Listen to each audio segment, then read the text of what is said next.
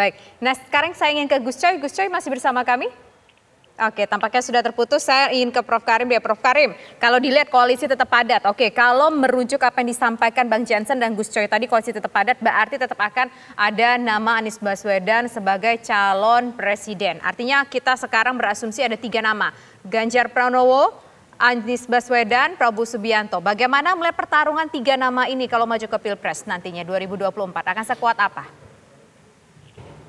Ya, menurut saya tidak bisa dibaca sekarang ya, terlalu dini kita membaca itu karena wakil presidennya belum ada, itu yang pertama. Yang kedua karena koalisinya juga belum ajeg gitu ya.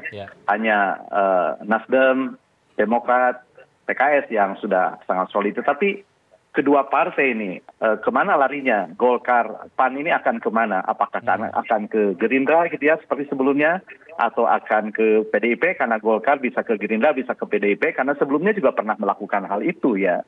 Meskipun saya katakan di antara partai politik yang ada itu kan sebenarnya secara ideologis itu nyaris tidak ada pertentangan. Dan sering saya katakan sebenarnya partai politik di Indonesia itu hanya 2 dengan beragam nama gitu ya. Kenapa saya bilang hanya 2 ya? Partai pemerintah dan non pemerintah.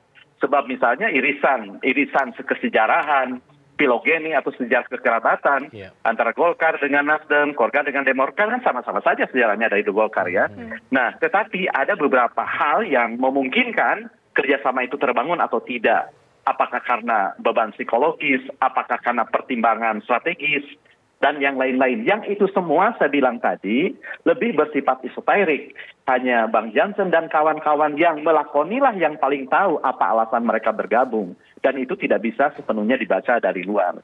Jadi menurut saya kalau sampai hari ini, menurut saya ya masih semuanya berpeluang gitu ya. Karena apa? Karena kalaupun misalnya ada survei sekarang menyebut dengan angka yang berbeda-beda, saya katakan bahwa apa yang disurvei sekarang, kandidat itu kan dalam keadaan nyaris dalam keadaan diam terhadap lainnya, diam terhadap kompetitornya. Kenapa?